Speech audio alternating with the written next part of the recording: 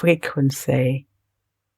Example, Jennifer often goes to church on Sundays. Adverbs that show a degree. I don't mean what you get at university. It just shows the extent. So degree here means the extent.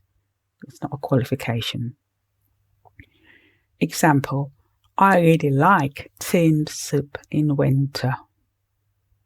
Focusing adverbs. Marietta barely speaks Monday except for a few words. Adverbs that determine certainty or obligation. Example, it definitely pays to know how to treat ladies well. That one was a certainty, wasn't it? Let's look at one that shows an obligation or a probability. It most probably will rain on election day in Ceylon. Adverbs that express a viewpoint. Frankly, I think most Sierra Leonean men don't know how to relate to ladies. By the way, that was a joke, so I've got nothing against men. Evaluative adjectives. Allegedly, Musa Tumbo waved a fist at his wife angrily during their spat.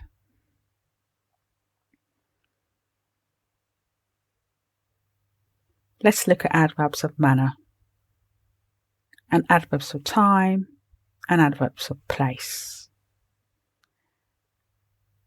They usually come at the end of a clause. Now we've established what a clause is, haven't we? A clause is a group of words or part of a sentence that can stand alone and make sense all by themselves. Examples. Emerson sang passionately.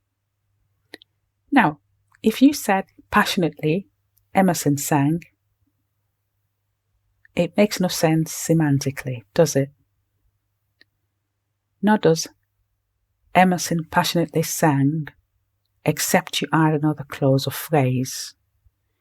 So you can say, Emerson passionately sang the national anthem in Creole. I'm just looking at positioning adverbs, whether, like we said earlier, they're in the pre-modifying or post-modifying position. If you go back to adjectives, I introduced the terms pre-modifier and post-modifier. I'm getting tired as well now. So pre means before, post means after. Sometimes it doesn't make sense when you change the position of an adverb. So I've said changing the position of an adverb might alter the meaning of the clause. Have a listen to my next examples. Only Kamandan attended the Zoom session. Kamandan only attended the Zoom session.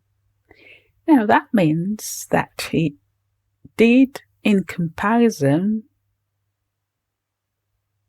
Kamandan only attended the Zoom session, meaning that that was all he did in comparison with other options, like maybe reading his poem. How about if I was to say, Kamandan attended the Zoom session only, and not the birthday bash?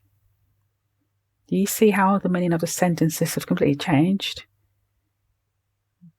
So I'm trying to point out that sometimes with some adverbs, you can't just place them anywhere in the sentence or the clause, because we're looking at clauses, because they might alter the meaning.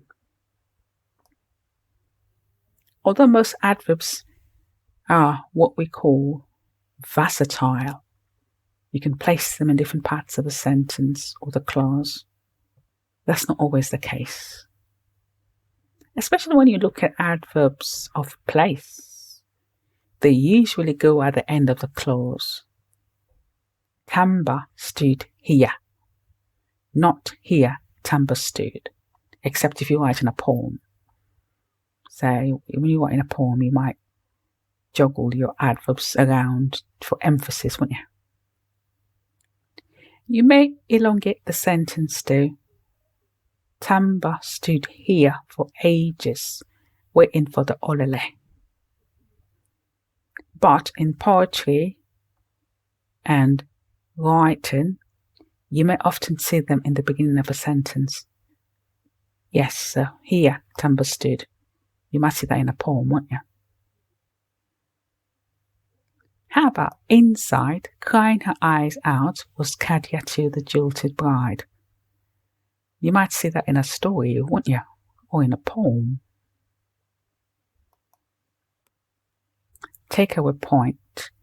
Adverbs of viewpoint, degree, focusing adverbs, and those that state an obligation may have fixed positions. With these writing tips, I would expect you might want to come back to them and revisit them in the future, because there's no way on earth you're going to absorb everything I'm saying at once. So let's look at some adverbs of viewpoint, adverbs of degree, focusing adverbs, and those that state an obligation. An example will be, unfortunately, I'm not a millionaire. I could also say, I'm not a millionaire, unfortunately. Now, if you're a clever person, you would identify these positions straight away as pre-modifying and post-modifying positions. Can you see how I placed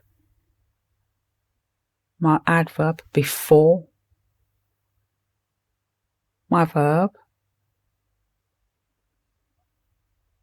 Can you see how I placed my adverb after my verb?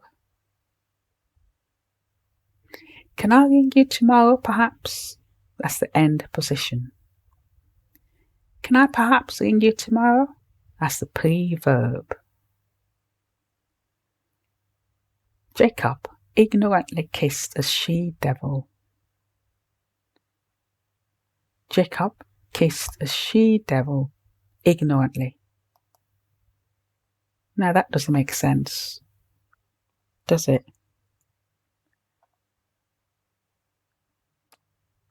Jacob ignorantly kissed a she-devil. Now, that means unknowingly Jacob kissed a she-devil. How about if I alter the position of the adverb? If I said, Jacob kissed a she-devil ignorantly. Notice how the two sentences differ. Sentence 2 differs from sentence 1.